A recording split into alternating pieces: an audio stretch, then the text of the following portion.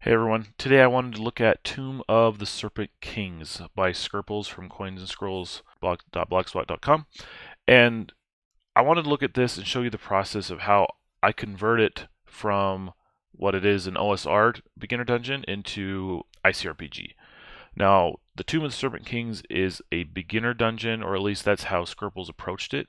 He wanted to design a dungeon that not only was a great beginner dungeon for new players, but also something that can introduce players to the concept of a dungeon, how to go about it, the different elements that take into a part of it, but also kind of expose the design process that he took in including those elements. Now, each of those lessons inside the dungeon may or not be something that you agree with. He's just what he felt were key lessons that should be taught when trying to approach it from an OSR viewpoint. But for me, I'm mostly looking at this from how can I take this module and convert it into something usable for ICRPG. And that process is something that I like to look at as trying to capture the flavor of the original source material, but not trying to replicate it exactly in ICRPG. Like, I don't want to take every mechanic that's in here and perfectly represent it in ICRPG. I want to take what it's trying to do and use ICRPG mechanics to create it as it could have been in ICRPG rather than trying to really force that translation. I'll have a link for this in the description, but it's a great little module, great thing to pick up, and it does introduce a lot of fun things to think about.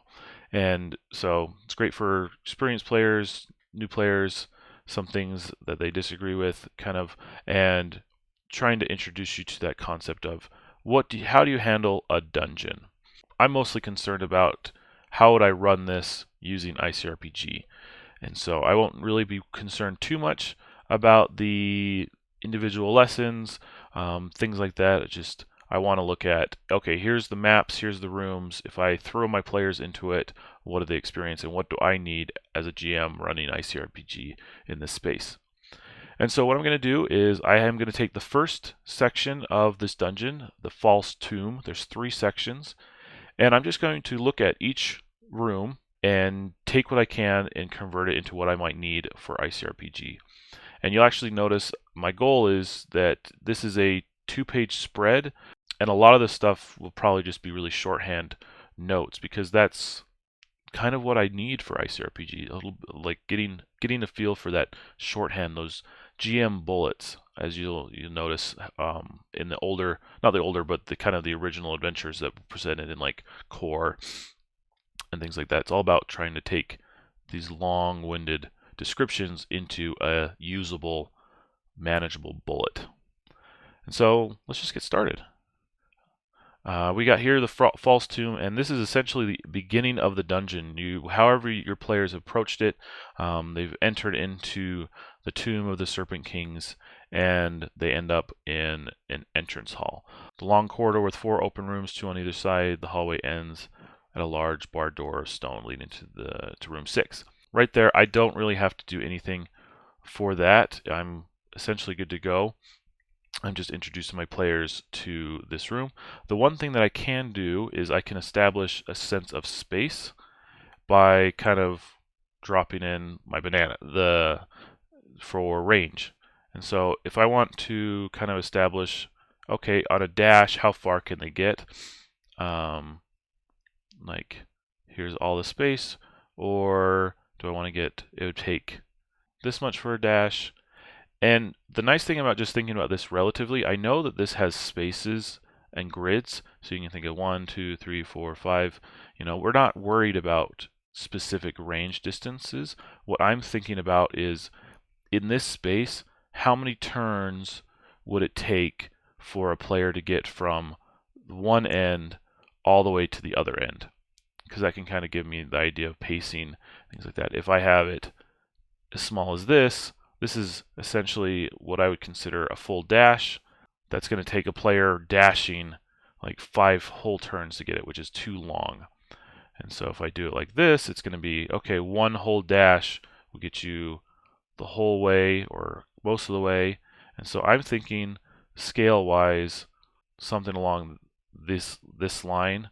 is what I'm thinking for range. So that way they can essentially get from the beginning to this next area in 2 turns at full dash. Probably 3 turns if they're just walking. Okay, so entrance hall, guard tombs, these small rooms are identical.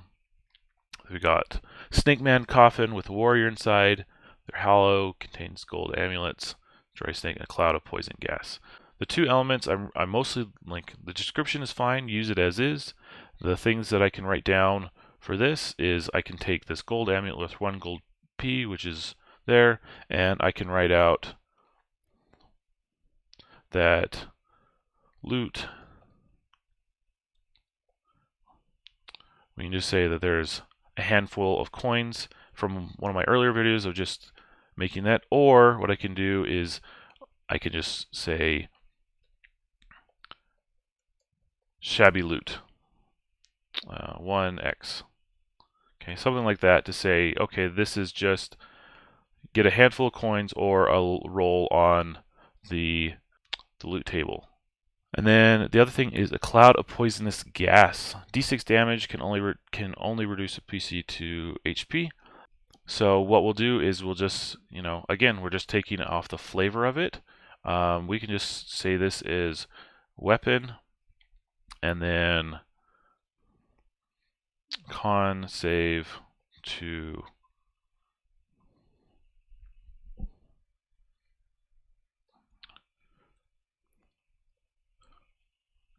resist. So when they walk in, they open up this tomb. As they do it, a cloud of gas comes out. They con save to resist or weapon. So I can even say con save to resist, and then from there, weapon damage. And I can also come up here and establish my general target for the space, just to get an idea of how difficult it is. And right now, it's probably just a 12. Classic. All right. So then, similar to we've got the guard tombs. There's inside. We've got 3, which is a scholar tomb, and scrolls have crumbled dust. The statue contains the same amulet, snake skeleton, and poison. Now, obviously, I can keep it at the same, or what I can do is change this to maybe ancient, if I really want it to. Or what I could do is maybe introduce just a spell scroll right here. So I can think about either just giving off the same things, or we can say handful of scrolls, and then we can do another con save to resist for weapon. And then we've got the sorcerer's tomb. Similar inside, wearing a silver ring. So we've got the silver ring. It's magical, but also cursed. So now we can say it's the same thing. We've got, let's see, I don't think it has poison. Yeah, it does. So we still got the poison. And then what we can do is just write down the item. So we've got silver ring item. So this is another part about it where it's like, this whole weapon, this whole ring, it's like, okay, it can be used like a poison dagger, so it gives you an ability, but it has a curse. We can say this is a cursed item.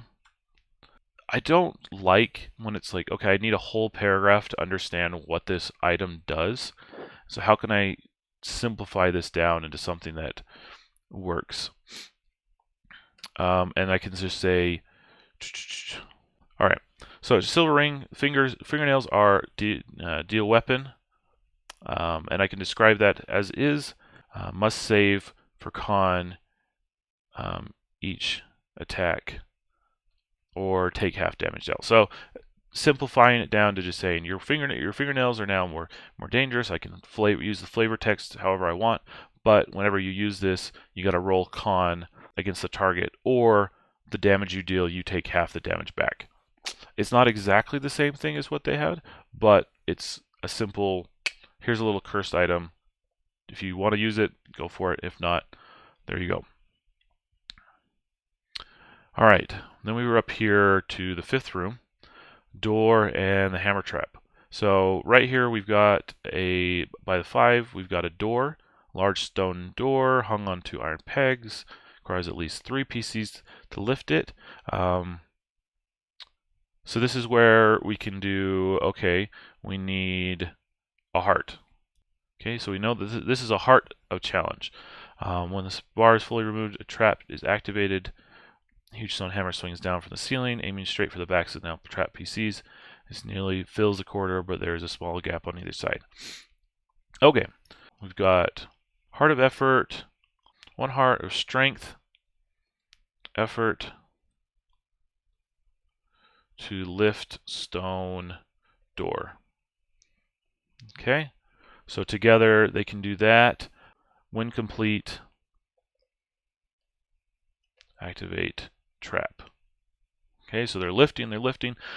One player might just come in and just be done with it, and then once they do, everybody who's standing there activates the trap. So nearly free, but there's a small gap. So what this is save for dodge. So we can say dex save.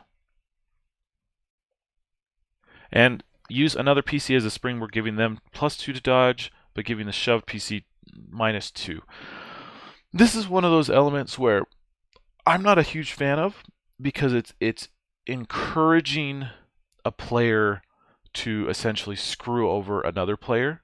I'm not a fan of that per se. Like, I don't want, in my games, I don't want to encourage my players to actively gain a benefit by making it harder for another player. We're heroes. We're a team. And so instead of addressing that and trying to incorporate that into the game, what I can say is save for dex, but it's hard dex save if not if facing forward. So if a player is actively like helping with the door, looking at the door in that way, then it will be a hard dex save. And again, we're going to stick with just this target of 12. And then PCs hit by the hammer automatically die or take serious damage. Okay, they make the dex save, they make the hard dex save. We can say if they succeed, what we'll do is succeed is weapon, and we can say fail, drop to 0. Okay, so again, I'm not playing with PCs hit by the automatically die. But what I can say is if you make that check, you still take a little bit of damage, or you drop to 0. And so they can be lethal. And in this particular case, yeah, I could say save for death and then butter, but I'm trying to include that flavor of ICRPG, which is including that dying timer. All right, after firing, this hammer slowly retracts. Like, we don't have to deal with that. That can be there. It can be reactivated by lifting the irons. And if the bar is quickly placed, the trap mechanism is damaged. The trap will not activate. And so from there, maybe what I can do is include, a general whiz check to find traps. Okay. So it's not particularly well hidden. So if the players think about it, I'll just give them a basic whiz check, and they can find it, and then they can start exploring. And for me, I'm not trying to come up with a solution. I'm just trying to present the problem. So I'm not going to write down how exactly they can solve the trap problem. If they find it, that's up to them to decide what to do. And then we got down here the False King's Tomb, burial chamber of a decoy snake man and his 2 brides. On the north wall are 3 coffins painted with stylized snake men. The coffin is in the middle of the larger, more ornate.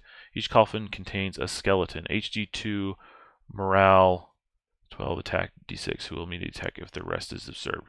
Okay, so I'm not going to worry about the descriptions, but the ones that I'm mostly worried about is the skeleton. So how do we do that? How do we take a skeleton, H2 morale, and then, so we don't care about that. All we care about is we've got our skeleton, who is a heart.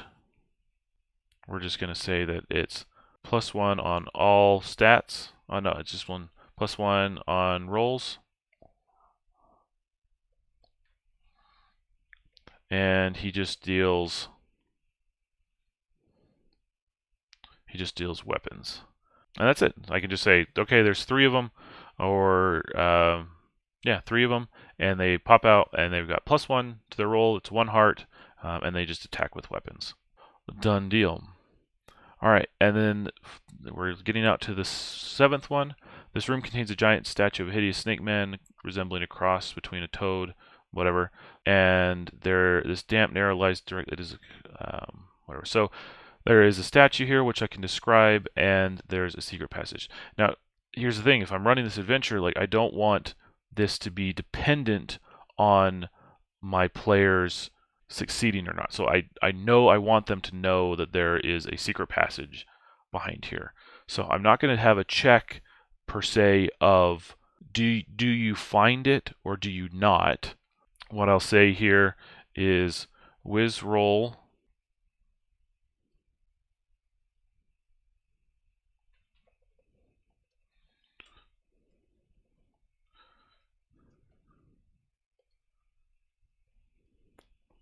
Okay, so this is my way of saying the players are going to find the secret passage. I will not put a gate of just, hey, everyone roll for wisdom, and I'm not going to tell you why, because then if everyone fails, then it's like, oh, I guess the dungeon is over. Too bad. It's like, no, that's not the point. The point is to get these guys into the dungeon and have a good time. So I have all the PCs roll wisdom, and whoever rolls the highest, they discover the secret passage. Most likely, it will be the person who's dumped in wisdom, the scout, the mage, anything like that, the priest. But, hey, it adds a little bit of flavor of all of a sudden the warrior, the kind of the barbarian, or whomever finds it. And you can add that flavor into the game and then go from there. Grant a hero coin to whoever earns it if you want for finding it, and then you dive into the rest of the dungeon. And so that's essentially it. That's a conversion of this one little section of the dungeon into what I would need for ICRPG. But I hope that's helpful to see how that process works. If you have any questions, let me know.